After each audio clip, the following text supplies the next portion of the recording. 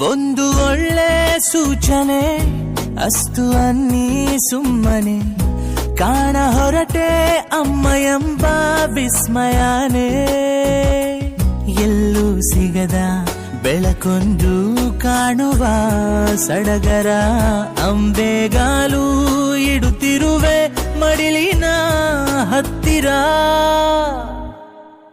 ಉಸಿರೇ ನನ್ನುಸಿರೇ ನೀ